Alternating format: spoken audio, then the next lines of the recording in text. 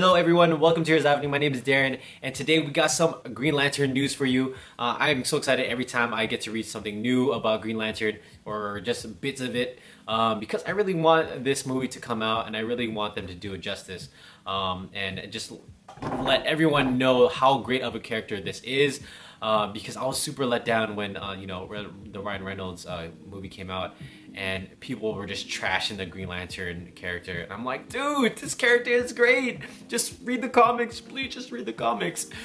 Dude, forget about the movie. Just read the comics because that's where the character shines, right? That's his brightest day. Anyways, but we do got some really cool quotes from Mark Strong. This guy's crazy, but this guy thinks that I mean, I don't blame him, but Mark Strong thinks that the Green Lantern movie that he was in, Mark Strong played Sinestro, and he thinks that Green Lantern is part of the DCEU. And yeah, let me just read you the quote, and here's what he said.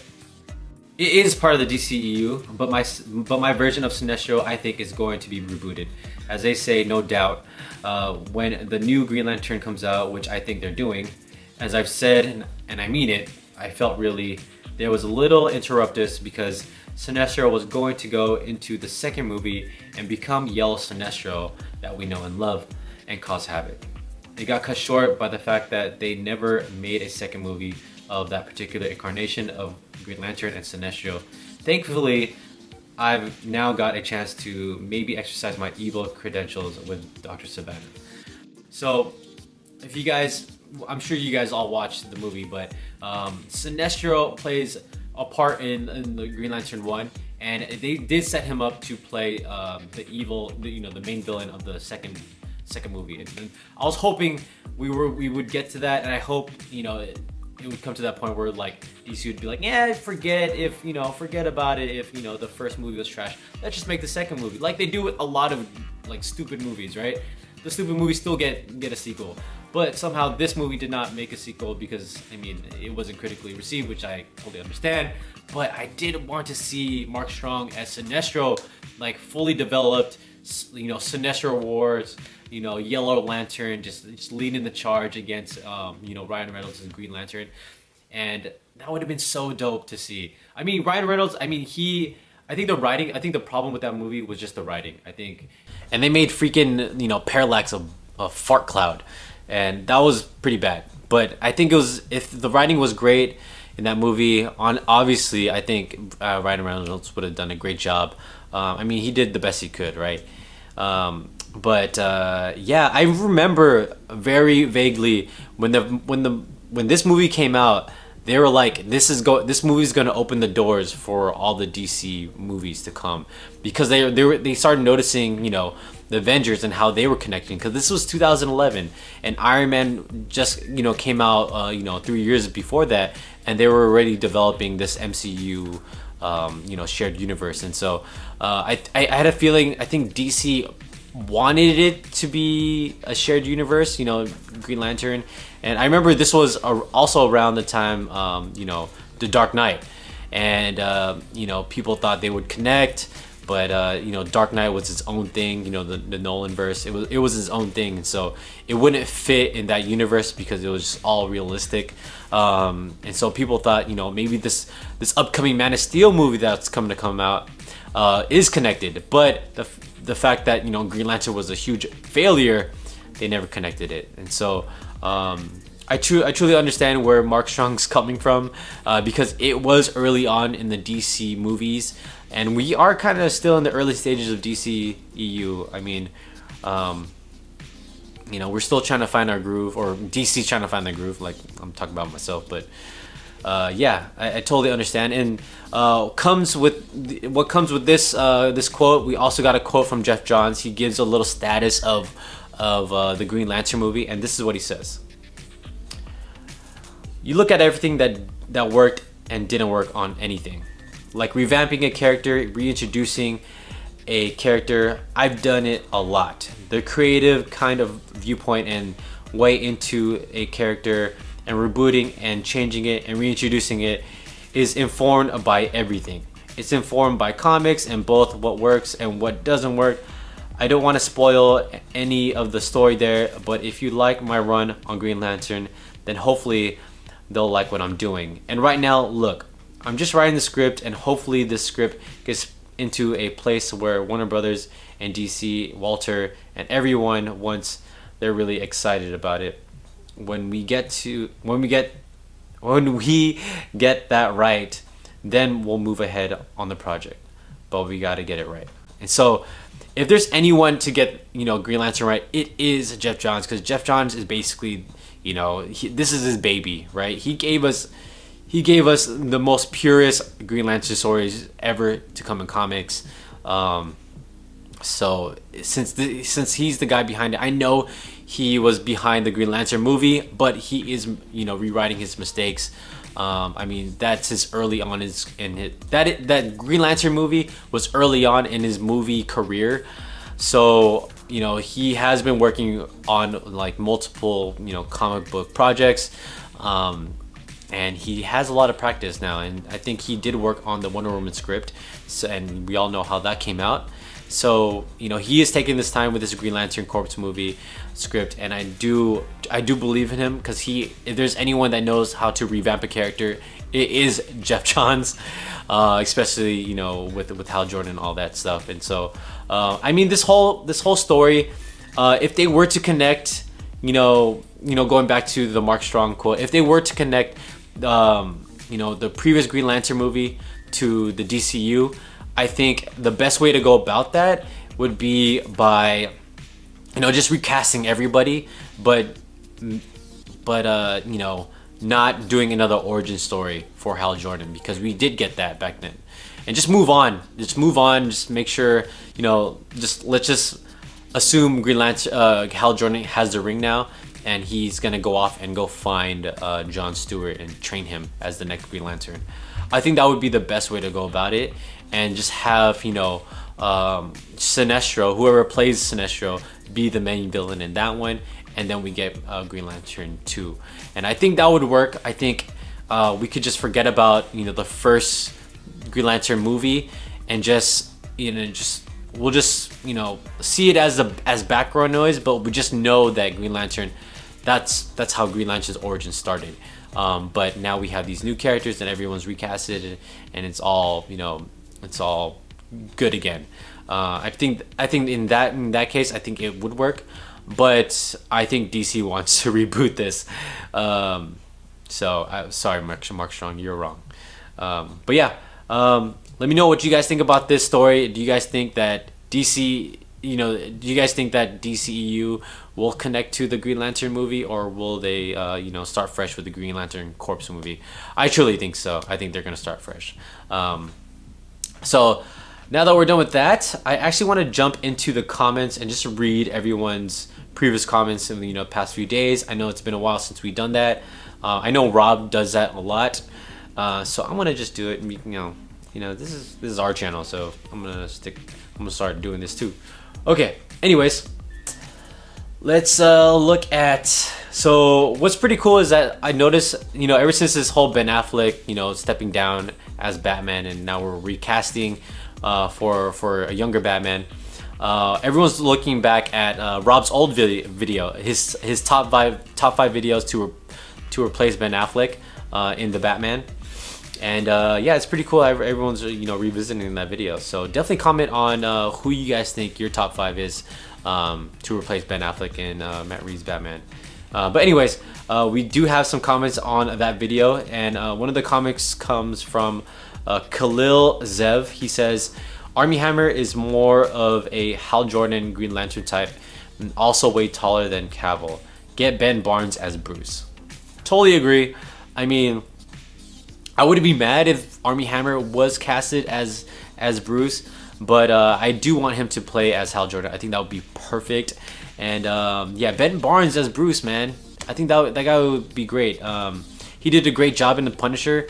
I think he does have a really great career ahead of him. I'm not sure if it's gonna continue on with the comic book movies or comic book genre, but I do hope to see him more in the future, in future films, in any genre.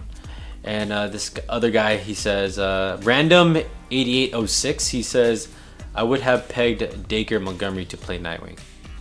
I totally agree. He's one of my top 5 actors to play Nightwing. If you guys go into my top 5 videos, I think I put him as one of my casting choices. Alright, and here's Bruce Wayne the second. He commented on my top 5 non-Marvel / DC comic books. He said, "Thank you, definitely going to check all these out." Yeah, hey man, if you guys are looking to find other comic books to read that are not Marvel or DC, definitely check out my previous video, the top 5 non-Marvel DC comic books you should read. I definitely think you guys should dive into those books. There's a lot of great story to tell and to read and explore, other than, you know, this whole superhero genre, which is totally fine. And then we got Lokshwaran K. He says he commented on the Batman potential video that Rob made. He says, "My opinion, Batman 1, the first Batman is gonna focus on Edward Nygma and Penguin. The second Batman is gonna focus on Hugo Strange, and the third Batman is Court of Owls." He says that these storylines are detective in nature and still gives spectacular fight sequences. Yeah, I think I totally agree. I mean, I think the Riddler and Penguin, I think those would be really great to see as the first film, and just see, you know, I think what was he? I think the Riddler was in Batman Forever, right? And the Penguin was in the first Batman with Michael Keaton. So to see them be the, you know, first villains in the Batman story in Matt Reeves, I think that would be a really cool callback to the 90s Batman. I think it would be really dope.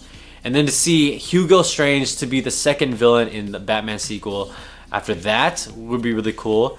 And then the Court of Owls, you got to end it off with the Court of Owls. I really love really love how he structured it.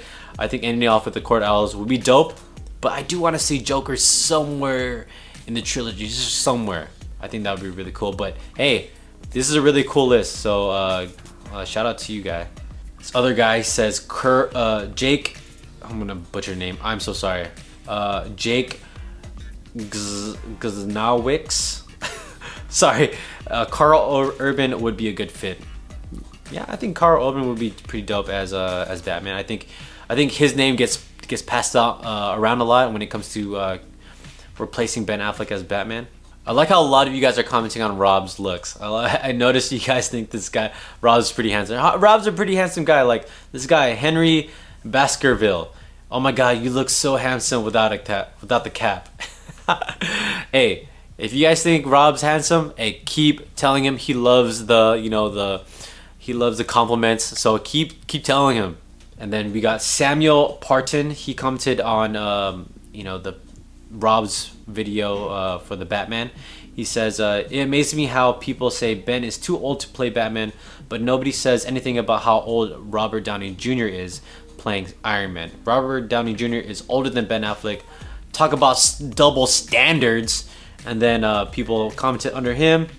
Andrew Forte says, "When he was chosen to play Tony Stark, he was 43 years of age." And then Samuel Parton commented under him, says, "So what? Ben is 42, 43 when he started playing Batman. Now he's 46."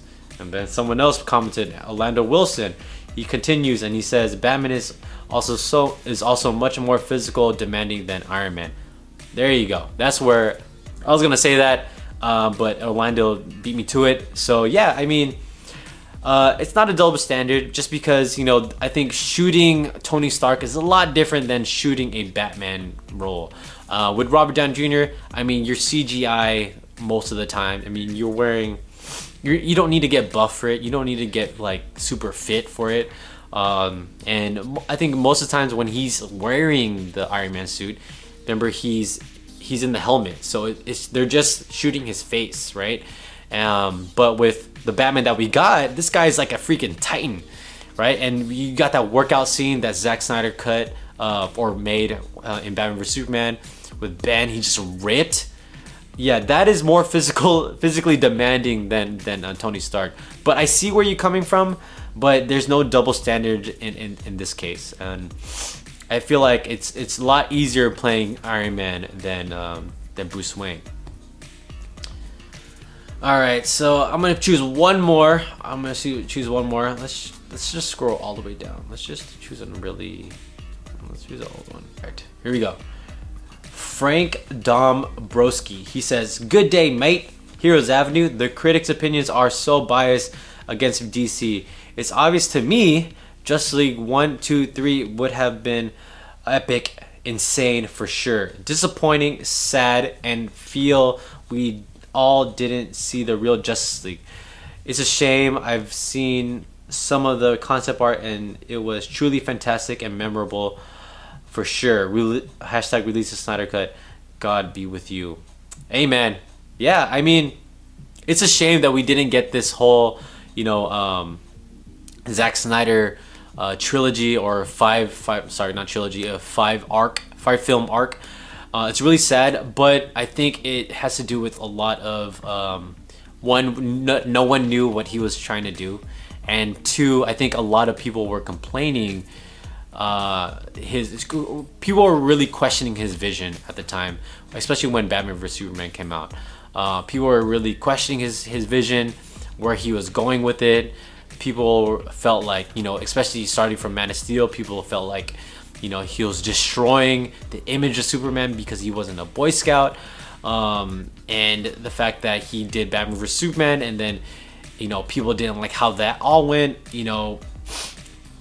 I think if we just didn't criticize his vision, or didn't even, if it was a perfect world and no one and films weren't reviewed, they weren't criticized, and directors were able to make whatever film they could and just pump it all out without anyone judging them, I think we would see a perfect 5-line arc of Zack Snyder. But the fact that we are constantly critiquing each film one by one, it leaves room for change, right?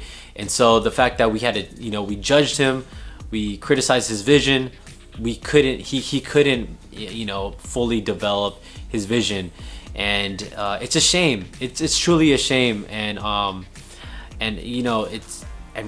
he pissed a lot of people off. He pissed a lot of fans off, pissed a lot of critics off, and he pissed a lot of people off in Warner Brothers. And it sucks that we didn't get it. I definitely wish we did. In a perfect world, I really wish he just made all the films all at once, and we just kind of just kept them all, and we could just watch them over and over. I think that would be really cool. But no, we only have Man of Steel and Batman vs Superman, and I don't even count Justice League as one of his films.